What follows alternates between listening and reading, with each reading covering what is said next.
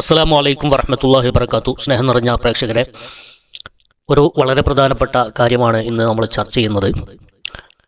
ഹക്കീം ഫൈസിക്ക് പിന്നാലെ മുസ്തഫൽ ഫൈസിക്ക് പിന്നാലെ ഒരാൾ കൂടി സമസ്തയിൽ നിന്ന് പുറത്തേക്ക് വാതിൽ തുറക്കുന്നു എന്നുള്ള ചില ഞെട്ടിക്കുന്ന വാർത്തകളാണ് പുറത്തു വന്നുകൊണ്ടിരിക്കുന്നത്.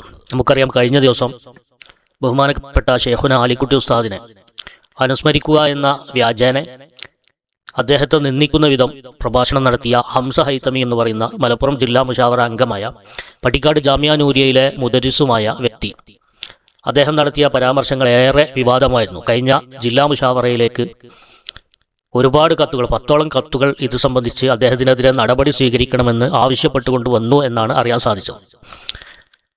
അങ്ങനെ മുശാവറ അത് ചർച്ച ചെയ്യുകയും ജില്ലാ കമ്മിറ്റി അത് ചർച്ച ചെയ്യുകയും അദ്ദേഹത്തിനോട് വിശദീകരണം ആവശ്യപ്പെടുകയും ചെയ്തിരിക്കുന്നു. യഥാർത്ഥത്തിൽ ഒരു വിശദീകരണം തേടേണ്ട ഒരു ആവശ്യമുള്ള കാര്യമല്ല, പെട്ടെന്ന് നടപടിയെടുക്കേണ്ട വിഷയമായിരുന്നു എന്നതാണ് എൻ്റെ വ്യക്തിപരമായ അഭിപ്രായം. പിന്നെ സംഘടനയാകുമ്പോൾ അതിൻ്റെ ചട്ടങ്ങൾ, അതിൻ്റെ മുറക്ക് നടക്കണമല്ലോ. ആ രീതിയിൽ അതിൻ്റെ പ്രോട്ടോകോൾ അനുസരിച്ചായിരിക്കും കാര്യങ്ങളൊക്കെ നയിക്കുക എന്ന് വിചാരിക്കുന്നു. ഇനി കേന്ദ്ര മുശാവറ വരുന്നുണ്ട്. ആ കേന്ദ്ര മുശാവറയിൽ ഈ വിഷയം ചർച്ചയാകുമെന്നാണ് അറിയാൻ സാധിക്കുന്നത്. അപ്പോൾ കേന്ദ്ര മുശാവറയുടെ തീരുമാനം ഏത് വിധത്തിലാണ് വരിക എന്ന് നമ്മൾ ഇനി നോക്കി കാണേണ്ടതാണ്. എന്തായാലും ഈ മാസം തന്നെ ജില്ലാ കേന്ദ്ര മുശാവറ നടക്കുന്നുണ്ട് എന്നാണ് അറിയാൻ സാധിച്ചത്. അപ്പോൾ ഇത് സംബന്ധിച്ച് കാര്യങ്ങൾ വ്യക്തമാക്കിക്കൊണ്ട് മുഹമ്മദ് ഫൈസി പാതാർ എഴുതിയ കുറിപ്പ് ഞാനൊന്ന് വായിക്കാം.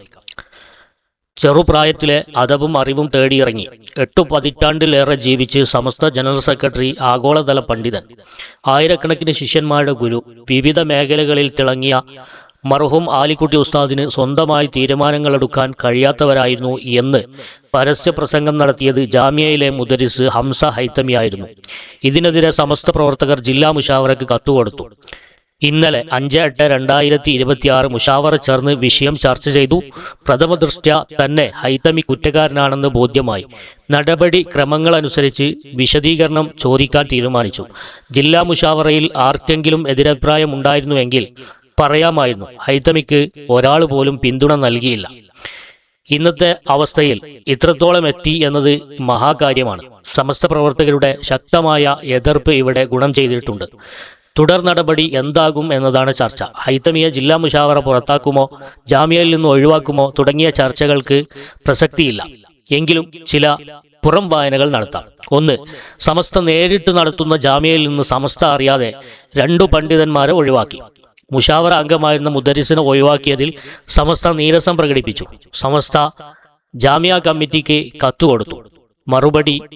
മറുപടിയായി മാറി. 2. CIC വിഷയത്തിൽ സമസ്ത 9 തീരുമാനങ്ങൾ നൽകിയിട്ട് വർഷങ്ങൾ പലതും കഴിഞ്ഞിട്ടും അനുകൂല തീരുമാനം ഇതുവരെ വന്നില്ല. 3. സമസ്ത മുശാവറ അറിയാതെ ഭരണഘടനയ്ക്ക് വിരുദ്ധമായി SMF തെരഞ്ഞെടുപ്പ് മാനുവൽ ഉണ്ടാക്കി പ്രവർത്തിച്ചപ്പോൾ സമസ്ത പ്രവർത്തകർ മേൽഘടകത്തിന് കത്തു നൽകി. നിലവിലെ SMF കമ്മിറ്റിക്ക് സംഭവിച്ച പോരായ്മ മുശാവറയ്ക്ക് ബോധ്യമായി. അവർക്കെതിരെ തീരുമാനം വന്നു, പക്ഷേ നടപ്പിലാക്കാൻ കഴിഞ്ഞില്ല. 4. SYS ആദർശ ക്യാമ്പയിൻ പ്രഖ്യാപിച്ചു. പിന്നീട് അത് നടത്തരുതെന്ന് വിധി വന്നു. വിധിക്കെതിരെ സമസ്ത പ്രവർത്തകർ സംഘടിച്ചു. ഇക്കഴിഞ്ഞ 30-ാം തീയതി വീണ്ടും നടത്താൻ തീരുമാനിച്ചു. 5. സമസ്ത സഹകരിക്കരുതെന്ന് പറഞ്ഞ CICയിൽ പ്രവർത്തിക്കുന്നവരും അവിടെ മക്കളെ പഠിപ്പിക്കുന്നവരും പുതുതായി ചേർത്തവരും സമസ്ത പ്രവർത്തകരായി രംഗത്ത് വരുന്നു. ഇങ്ങനെ ധാരാളം വിഷയങ്ങൾ സമസ്ത പ്രവർത്തകർ തൊണ്ടി സഹിതം പൊക്കിയിട്ടുണ്ട്.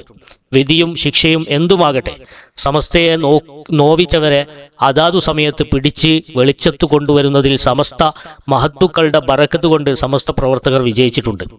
പ്രിയമുള്ളവരെ, വളരെ പ്രധാനപ്പെട്ട പോയിന്റുകളാണ് അദ്ദേഹം പറഞ്ഞിട്ടുള്ളത്.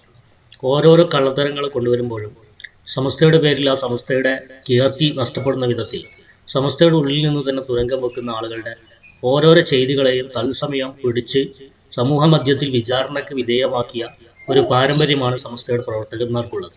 അത് അള്ളാഹുവിൻ്റെ മഹത്തായ ഔദാര്യം കൊണ്ട്, അള്ളാഹുവിൻ്റെ ആ തൗഫീഖ് കൊണ്ട് സമസ്തയുടെ പ്രവർത്തകന്മാർക്ക് സാധിച്ചിട്ടുണ്ട്. ഇതിൻ്റെ ഏറ്റവും അവസാനത്തെ ഉദാഹരണം തന്നെയാണ് ഈ ഹംസ ഹൈതമിയുടെ സംഭവം. ഇദ്ദേഹം ഒരുപാട് കാലങ്ങളായി ജാമ്യയിലെ വിദ്യാർത്ഥികൾക്ക് ഉള്ളിലൂടെ സമസ്ത വിരുദ്ധത കുത്തിവെക്കാൻ തുടങ്ങിയത്. അവിടെ പഠിക്കുന്നതുമായ പല വിദ്യാർത്ഥികളും അത് പുറത്തു പറഞ്ഞിട്ടുണ്ടെങ്കിലും അതിനെതിരെ ഒരു നടപടി സ്വീകരിക്കുക എന്നുള്ളത് തെളിവില്ലാത്തത് മൂലം സമസ്തക്ക് സാധിച്ചിരുന്നില്ല. എന്നാൽ അള്ളാഹുവിൻ്റെ തൗഫീഖ് കൊണ്ട് തന്നെ ഇത്തരം ആളുകളെ പുറത്തേക്ക് കൊണ്ടുവരാൻ CIC മൂലം ഒരു വഴിയൊരുക്കി എന്നുള്ളത് വളരെ വലിയ ഒരു നമ്മളെ അത്ഭുതപ്പെടുത്തുന്ന നമ്മളെ ചിന്തനീയമായിരിക്കുന്ന ഒരു വിഷയമാണ്. മഹാന്മാരായ പണ്ഡിതന്മാർ സമസ്തയോട് കളിച്ചാൽ അള്ളാഹുവിൻ്റെ ഔലിയാക്കൾ അറസ്റ്റ് ചെയ്യും എന്ന് പറഞ്ഞിട്ടുണ്ട്. അതേ ഒരു സ്തുതി, അതിൻ്റെ ഒരു ജീവിച്ചിരിക്കുന്ന ഉദാഹരണമാണ് നമ്മളിവിടെ കണ്ടത്. കാരണം ഇത് CIC ഇങ്ങനെ ഒരു പരിപാടി വെച്ചിട്ടില്ലായിരുന്നെങ്കിൽ ഇദ്ദേഹത്തിൻ്റെ ഉള്ളിലുള്ളത് പലർക്കും അറിയില്ലായിരുന്നു.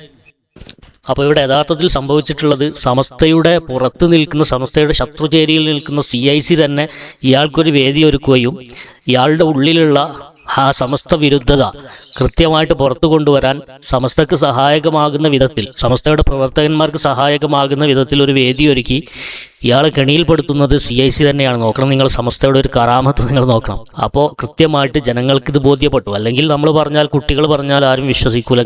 ഇയാൾ ഇതൊക്കെ ക്ലാസ്സിൽ പറയുന്നുണ്ട്, ഇങ്ങനെയൊക്കെ പറയുന്നുണ്ട് എന്നൊക്കെ നമ്മൾ കേൾക്കാൻ തുടങ്ങിയിട്ട് പറയായി. പക്ഷെ ജനങ്ങളോട് പറയാൻ പറ്റും എന്തെങ്കിലും തെളിവില്ലാതെ. പക്ഷെ ഇത് പരസ്യമായിട്ട് പറഞ്ഞതുകൊണ്ട് ആളുകൾക്ക് ഇനി സംശയിക്കേണ്ട കാര്യമല്ലല്ലോ. പിന്നെ അദ്ദേഹം പറഞ്ഞത് ഞാനിങ്ങോട്ട് വന്നത് സാദിഖ് അലി ശിഹാബ് തങ്ങളുടെ സമ്മതപ്രകാരമാണ് എന്ന് പറഞ്ഞുകൊണ്ടാണ് അദ്ദേഹം തുടങ്ങുന്നത്. അത് സാദിഖ് അലി തങ്ങളെ കൂടി അവഹേളിക്കലാണ്.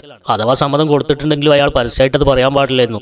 അത് സാദിഖ് അലി തങ്ങൾ വിളിച്ചിട്ടും ചിലപ്പോൾ നന്നായി ഫിറ്റാക്കിയിട്ടുണ്ടാവാനുള്ള സാധ്യത ഉണ്ട്. കാരണം തങ്ങളെ കൂടി അവഹേളിക്കലാണ്. ഇനി സമ്മതം കൊടുത്തിട്ടുണ്ടെങ്കിൽ പോലും അത് പറയാൻ പാടില്ലല്ലോ പരസ്യമായിട്ട്. കാരണം അത് നിയമവിരുദ്ധല്ലേ, സമസ്തൻ്റെ നിയമത്തിനനുസരിച്ച് അത് വിരുദ്ധമാണ്. മാത്രമല്ല അവിടെ പറഞ്ഞതൊക്കെ ഇനി സാദിഖ് അലി തങ്ങളുടെ സമ്മതത്തോടു കൂടെ ആണ് എന്നുകൂടി വരും. അപ്പോൾ അവിടെ പറഞ്ഞ കാര്യങ്ങൾ ഒന്നും സാദിഖ് അലി തങ്ങളുടെ സമ്മതത്തോടു കൂടെ അല്ല. സാദിഖ് അലി തങ്ങൾ ഇവരുടെ പരിപാടിയിലൊക്കെ പങ്കെടുക്കാറുണ്ടെങ്കിൽ സാദിഖ് അലി തങ്ങൾ പോലും ഇങ്ങനെ പറയാറില്ല. അദ്ദേഹം ഇവരുടെ ഇതിലിപ്പോഴും സെനറ്റിലിപ്പോഴും പ്രസിഡൻ്റായി നിൽക്കുന്നൊക്കെ ഉണ്ട്. പക്ഷേ ഇങ്ങനെ സമസ്തനെ എതിർത്തുകൊണ്ട് സാദിഖ് അലി തങ്ങൾ പറയാറുണ്ടോ? പറയാറില്ല. സാദിഖ് അലി തങ്ങൾ പോലും അങ്ങനെ പരസ്യമായിട്ട് പറയാറില്ല. അപ്പോൾ ഇത് സാദിഖ് അലി തങ്ങളുടെ അനുമതിയോടുകൂടിയാണ് ഞാൻ വന്നത് എന്ന ഒരു മുഖവുര നൽകിക്കൊണ്ട് പ്രസംഗിക്കുമ്പോൾ അത് സാദിഖ് അലി ശിഹാബ് തങ്ങൾക്ക് കൂടെ അത് പിന്നെ അതിൻ്റെ പ്രത്യാഘാതം, അതിൻ്റെ ഒരു എഫക്റ്റ് അദ്ദേഹത്തെ കൂടി അത് ഏൽക്കുകയാണ്. അതുകൊണ്ട് ആ ഭാഗത്തൊന്നും വലിയ സപ്പോർട്ടൊന്നും കിട്ടാനുള്ള സാധ്യത ഇല്ല. അപ്പോൾ അതുകൊണ്ട് തന്നെ ഈ കാര്യത്തിൽ ഈ നിലപാടൊക്കെ മാറ്റി പരസ്യമായി പരസ്യമായിട്ട് തന്നെ മാപ്പ് പറഞ്ഞ് ഈ പ്രസ്താവനകളൊക്കെ പിൻവലിച്ച് ഒന്നെങ്കിൽ കത്ത് കൊടുത്ത് ക്ഷമാപണം നടത്തിയാൽ ചിലപ്പോൾ സമസ്തയിൽ തുടരാൻ സാധിക്കും. അത് ഉണ്ടാവാനുള്ള സാധ്യതയില്ല. കാരണം ഇതിൻ്റെ പിന്നിലൊക്കെ മൂട്ടിക്കൊടുക്കാനും മൂച്ചിമ കയറ്റാനൊക്കെ കുറേ ആളുകളുണ്ടാവും. മുസ്തഫൽ ഫൈസിയുടെ വിഷയത്തിൽ നമ്മൾ അതാണല്ലോ കണ്ടത്. മുസ്തഫൽ ഫൈസിനെ കുയ്യിൻ്റെ വക്കത്ത് വരെ കൊണ്ടുപോയാണ്ട് ഉന്തിയിട്ടു. പിന്നെ ഇന്ന് വലിച്ചു കയറ്റാൻ ഇതുവരെ ആർക്കും സാധിച്ചില്ലല്ലോ. ഹക്കീം ഫൈസിയെ പിന്നെ ആരും ബാക്കിൽ ഉന്തിയതല്ല, മൂപ്പര എന്നെ ചാടിയതാണ്. അതിന് അദ്ദേഹത്തിൻ്റെ അഹങ്കാരം കൊണ്ട് അദ്ദേഹത്തിന് കയറാൻ പറ്റണില്ല. ഇതേ ഒരവസ്ഥയാണ് ഇനി ഉണ്ടാകുന്നത് എങ്കിൽ തീർച്ചയായിട്ടും ആ വാതിൽ, സമസ്തയിൽ നിന്ന് പുറത്തേക്കുള്ള വാതിൽ തുറക്കപ്പെടുന്നു എന്നാണ് നമുക്കറിയാൻ സാധിക്കുന്നത്. ഇനി ഇതിന്മ കെട്ടിക്കൊണ്ട് ഇദ്ദേഹം കൂടുതൽ സമസ്തയെയും അതിൻ്റെ പ്രവർത്തകരെയും വിമർശിച്ചുകൊണ്ട് ഇനിയും രംഗത്ത് വരികയാണെങ്കിൽ ഞാൻ പറയണ്ടല്ലോ, ഒരുപാട് വിഷയങ്ങളുണ്ട്, അതൊക്കെ പുറത്തേക്ക് ചാടും. വ്യക്തിപരമായ വിഷയങ്ങളായതുകൊണ്ട് നമ്മളതൊന്നും പറയുന്നത് മോശമാണ്, അതിലേക്കൊന്നും നമ്മൾ കടക്കുന്നില്ല. അപ്പോൾ മടിയിൽ കനമുള്ള ആളുകൾ ചിന്തിക്കണമായിരുന്നു ഇത്തരം വിഷയങ്ങളിലേക്കൊക്കെ ഇറങ്ങുമ്പോൾ. അത്ര മാത്രമേ പറയുന്നുള്ളൂ. അള്ളാഹു നമുക്കെല്ലാം സൽബുദ്ധി പ്രദാനം ചെയ്യട്ടെ. ആമീൻ. അസ്സലാമു അലൈക്കും.